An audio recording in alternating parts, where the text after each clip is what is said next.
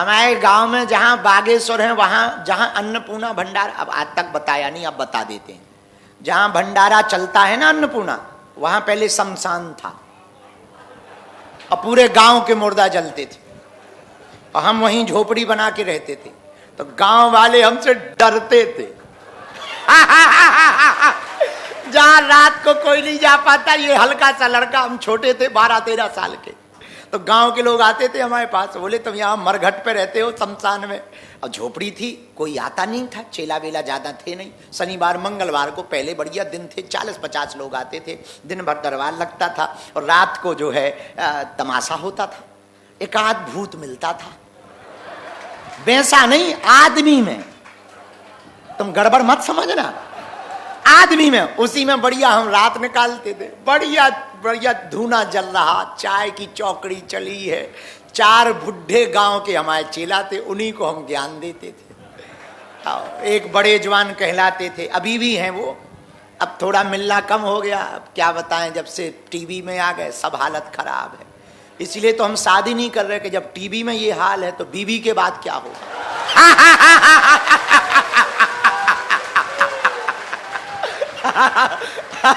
आओ आओ आओ, कहीं पता लगे चेला ना छूट जाए उसके चक्कर में।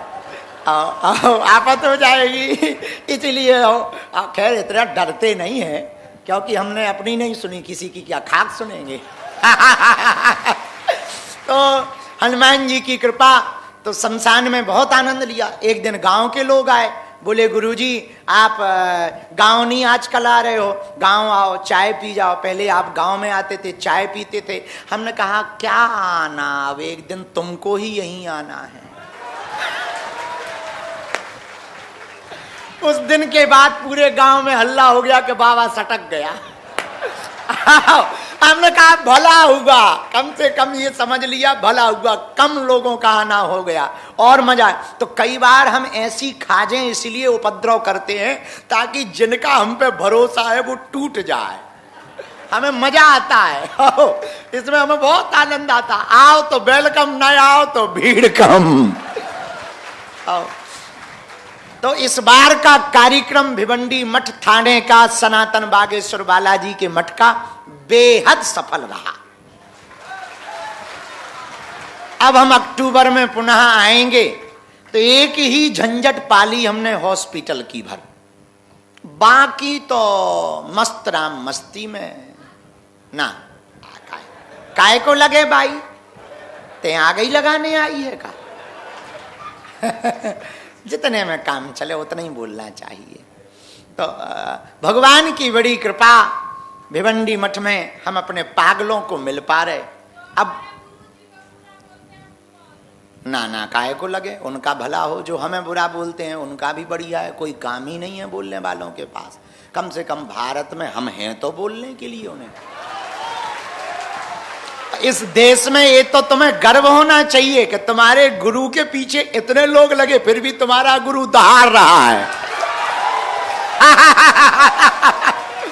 और कहने वालों ने तो किसी को नहीं छोड़ा। भगवान राम पर टिप्पणी की, भगवान कृष्ण पर टिप्पणी करते, भगवान के होने के सबूत। जो भगवान के होने के सबूत मांग सकते वो हमसे क्या क्या सबूत नहीं मांग सकते।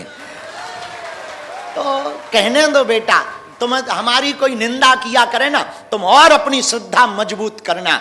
ये समझ जाना जो हमारा सामना नहीं कर सकता वो हमारे पीठ पीछे बुराई कर रहा है। निंदा आदमी को जिंदा रखती है। और बेटा तुम भाग्यशाली हो कि लोग हमारी निंदा करते हैं, लेकिन जिस दिन भारत हिंदू राष्ट्र होगा उस दिन यही लोग एक बार जरूर विचार करेंगे कि बाबा ना आया होता तो देश लुट जाता। और बुरा ना मानना, जो हमारी निंदा करते, इनके कहने पे हम चुप तो आज हो जाएं, हमारा क्या जाता है। हम बढ़िया कथा करेंगे, दरबार लगाएंगे, किसी भी बारे में नहीं बोलेंगे, ना हिंदुत्व के बारे में बोलेंगे, ना धर्मांतरण के बारे में बोलेंगे, ना घर वापसी कराएंगे, और हम चुप हो जाएंगे, हमारा क्या जाता। लेकिन बेटा देश का भला नहीं होगा, देश लुट जाएगा। आज का विचार सुनो मेरे पागलों, भारत गृह युद्ध की तरफ जा रहा है। भारत के लोगों हमारी बात सुन लो, भारत गृह युद्ध की तरफ जा रहा, नेता नेता से लड़ रहा, पार्टियां पार्टियों से लड़ रही हैं, साधु साधु से लड़ रहे हैं भैया, जाति जातियों से लड़ रही है, भाषा दूसरी भाषा से लड़ रही है, प्रदेश दूसरे प्रदेश से लड़ रहे हैं, और देश पाकिस्तान और अमेरिका से लड़ रहा है। देश की हालत खराब है। देश खोखला करने के लिए विदेशी ताकतें सक्रिय हैं, तुम्हारे दिमाग के ब्रेन वॉश कर रही हैं और तुमसे लड़वा रही हैं, हिंदू मुसलमान करवा रही हैं और बड़ा ऊंचा छोटा नीचा करवा रही हैं, और हिंदू को हिंदुओं में लड़ा करके हिंदुओं को विदेशी ताकतें घटा रही हैं। आज जमाना उल्टा आ गया, बड़ा उल्टा आ गया। आज तक के इतिहास में कभी भी सिद्ध संतों के ऊपर उंगली नहीं उठी। जब से सिद्ध संतों पर उंगली उठने लगी, हम पर कोई विवाद करता था तो हमें यह लगता था कि हम आदमी थोड़ा उल्टे हैं, तो हम पर विवाद होना थोड़ा जायज है। लेकिन जिस दिन से भारत की टीवी और सोशल मीडिया के इतिहास में सिद्ध संतों पर विवाद होने लगा, तब से हमें यह लगने लगा अब भारत देश गर्त में जा रहा है। जब से भगवान राम पर, भगवान कृष्ण पर ये प्रश्न उठाए जाने लगे, जब से भारत के संतों पर प्रश्न उठाए जाने लगे, जब से भारत के संतों को नीचा दिखाया जाने लगा, जब से महात्मा प्रेमानंद को भी भला बुरा कहा जाने लगा, जब से जगत गुरु भगवान रामभद्राचार्य को भी इस देश में भला बुरा कहा जाने लगा, तब से हमें यह बात समझ आ गई है, ये भारत गृह युद्ध की तरफ जा रहा। इसलिए भारत के सुविचारकों से, भारत के प्रबुद्ध लोगों से, भारत बचाने वाले लोगों से, देश को बचाने वाले लोगों से और भारत की राष्ट्रीयता पर प्रश्न चिन्ह न उठाने वाले लोगों से हम प्रार्थना करना चाहेंगे, इस देश को बचा लीजिए, वरना ये देश फिर से गुलाम हो जाएगा। आज अमेरिका ने 50% टैरिफ लगाया है। आप लोग ये बात समझ लीजिए, हम अमेरिकी सामान खरीद कर उनके डॉलर तो बढ़ा रहे हैं, खुद के रुपया घटा रहे हैं। हम किसी भी देश के खिलाफ नहीं हैं, हमारी बातों को अन्यथा ना लिया जाए। साधु का काम है सत्य बोलना, साधु ही सत्य नहीं बोलेगा तो कौन सत्य बोलेगा। नेता अपने स्वार्थ के लिए बोलते हैं, कुछ लोग अपनी व्यू बढ़ाने के लिए बोलते हैं, कुछ लोग अपना चेहरा चमकाने के लिए बोलते हैं। समाज में नग्नता परोसी जा रही है, रील के नाम पर नचैया और नचनियां पैदा हो रहे हैं, बेटियां और बच्चे संस्कारों से दूर भाग रहे हैं, अश्लीलता फैलाई जा रही है, देश का माहौल खराब किया जा रहा है, हिंदू मुसलमान करवाया जा रहा है, महाराष्ट्र में भाषा की लड़ाई करवाई जा रही है। अरे हम तिरंगे से प्यार क्यों ना करें, अरे हम भारत से प्यार क्यों ना करें, अरे हम सनातन के भगवा ध्वज से प्यार क्यों ना करें। आज इंसान ही इंसान को खा रहा है, आज इंसान बहुत हैं, इंसानियत मर गई। पहले किसी के ऊपर आपदा आती थी, पूरा गांव खड़ा हो जाता था, कदम से कदम मिलाकर चलता था। अब तुम्हारे देश भारत में दारू महंगी नहीं है, सस्ती है, दवा महंगी हो गई है।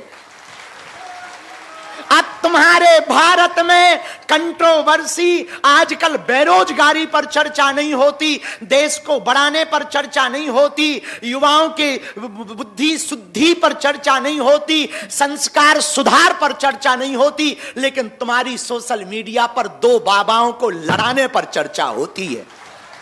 और भारत के कुछ महात्मा, हमारी बात को बुरा ना मानना, हम हाथ जोड़ करके इस देश के शंकराचार्यों से, सभी आचार्यों से, सभी जगत गुरुओं से, इस देश के संत महंत कथावाचकों से प्रार्थना करेंगे, भैया हमारी बात को बुरा ना मानना। ये बात हम वायरल होने के लिए नहीं बोल रहे हैं, सनातन को बचाना है तो आपस में लड़ना बंद कर दो। हमने कभी भी किसी भी साधु ने हमारे खिलाफ बोला, हम चुप इसलिए रहते हैं कि किसी भी साधु का बुरा ना होवे और हमारे सनातन का मखौल ना बने, मजाक ना बने। देश के कुछ प्रबुद्ध लोग हैं, देश में कुछ बुद्धिमान लोग हैं, हमारी बात को यदि इस वीडियो को तुम्हें समझ में आ जाए तो जरूर जन जन तक पहुंचाना। इस देश के जितने भी सनातन पर उंगली उठाने वाले लोग हैं, हम एक प्रार्थना करेंगे, तुम यदि आचार्य हो, तुम यदि कथावाचक हो, यदि तुम्हारे अंदर सनातन का खून है, आप शंकराचार्य हो, तो आप अपने संतों पर उंगली उठाने से ज्यादा उन लोगों पर उंगली उठाओ जो धर्म को बिगाड़ रहे हैं, जो धर्म के खिलाफ साजिशें रच रहे हैं और जो सनातन को फीका कर रहे हैं। और जमीन से जुड़े रहो। और हम भारत सरकार, महाराष्ट्र सरकार के मुख्यमंत्री यहां पर बैठकर हमारे बहुत प्रिय हैं, बहुत अच्छा काम कर रहे हैं। महाराष्ट्र देश का पहला ऐसा प्रदेश बना जहां गाय माता को राज्य माता का दर्जा दिया गया। हम यहां की सरकार को धन्यवाद दे रहे हैं। हमारे प्रिय श्री रुद्र प्रताप त्रिपाठी जी सदैव यहां के मुख्यमंत्री श्री देवेंद्र फडणवीस की चर्चा करते रहते हैं। हम उनसे एक संदेशा वीडियो के माध्यम से पहुंचाना चाह रहे। हमारी बात यदि आप सुन लें तो कृपा करके महाराष्ट्र प्रदेश के जितने बड़े मंदिर हैं उन मंदिरों को सरकारी अधिग्रहण से एक प्रस्ताव लाया जाए, उन्हें सरकारी हस्तक्षेप से बाहर किया जाए और हर मंदिर में एक गुरुकुलम खुलाया जाए, ताकि बच्चा पढ़ेगा तो बढ़ेगा। शिक्षा वो शेरनी का दूध है, जो पिएगा वो दहाड़ेगा। हम गुरु कृपा से जो हमने ज्ञान अर्जन किया, जो हमने पाया गुरु आशीर्वाद से, उसी के बल पर ही तो विश्व में पहुंच पाते हैं, उसी के बल पर विश्व के प्रधानमंत्री मार्गदर्शन ले पाते। ये हमारा चमत्कार नहीं है, ये हमारा प्रभाव नहीं है, ये गुरुदेव हनुमान जी, भगवान बागेश्वर बालाजी जो कलयुग के राजा हैं, प्रत्यक्ष रूप में विराजमान हैं, उनकी दिव्य शक्तियों का प्रभाव है। उन्हीं के प्रभाव के बल पर हम पूरे विश्व में सनातन का प्रचार कर पा रहे हैं। अंत में एक प्रार्थना करें, मेरे पागलों, बुरा ना मानना, भटकने का समय नहीं है, एक जगह अटकने का समय है।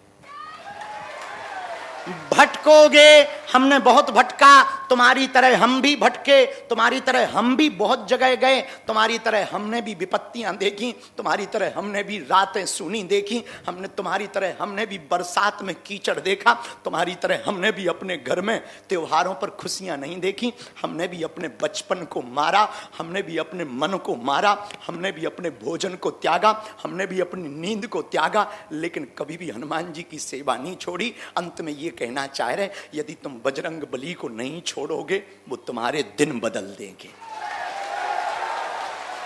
तुम बागेश्वर बालाजी को यदि नहीं छोड़ोगे वो दिन बदल देंगे। हां, परीक्षा बहुत लेंगे, घबराना मत। हमारी भी लेते हैं, आज भी ले रहे हैं, हम तो रोज परीक्षा देते हैं दूसरों के हित के लिए दिन ना रात सोचते। कभी हम माँ को भी समय नहीं दे पाते। आजकल हमारी माँ कई महीनों हमसे नहीं मिल पाती, लेकिन मन में यही रहता है कि यदि हम वहाँ समय दे देंगे, सनातनियों का क्या होगा, देश का क्या होगा, हॉस्पिटल का क्या होगा, अन्नपूर्णा का क्या होगा, दरबार का क्या होगा, जो हमसे आस्था से जुड़े हैं उनकी भावनाओं का क्या होगा, उनके विचारों का क्या होगा। कईयों के घरों में अंधेरा मचा है, यहाँ जरूर हमारे सामने मुस्कुराते हैं, उनके जीवन में बड़ी विपत्तियां हैं। विचार करना, जिसकी बच्ची प्रेत बाधा में भाव खेलती हो, उस माँ बाप पर क्या गुजरती होगी। विचार करना, जिनका बालक चल नहीं पाता, उस माँ पर क्या गुजरती जो 20 किलो का वजन लेकर आती है। और हम अपने सेवादारों से प्रार्थना करेंगे, कृपा करके तुम चिकना मुंह देख करके अमीरों को मत मिलाया करो, तुम में हिम्मत हो सेवा की, कभी गरीबों को मिला दिया करो। जिनका कोई नहीं है उन्हें मिला दिया करो, ताकि हमारी भभूति भर पहुंच जाए। और वो नियम भर करे, हमें भरोसा है भभूति भर पहुंचने से, नियम भर करने से, पर्चा बने या ना बने, काम सफल होगा। इसी के साथ आज के संदेश को विराम आज हम विदा ले रहे हैं। उसके पूर्व में सबको भभूति और जो गुरु आज्ञा लगेगी, क्योंकि आज्ञा तो मंच पे लगती है, तो जो गुरु आज्ञा लगेगी हम आवाहन सन्यासी बाबा का करके आज्ञा लेकर करेंगे। आप सब प्रसन्न रहो, मुस्कुराओ और जीवन भर हनुमान जी के चरण पकड़ लो। हम ये वचन देते हैं, दिन बदलेंगे बदलेंगे बदलेंगे।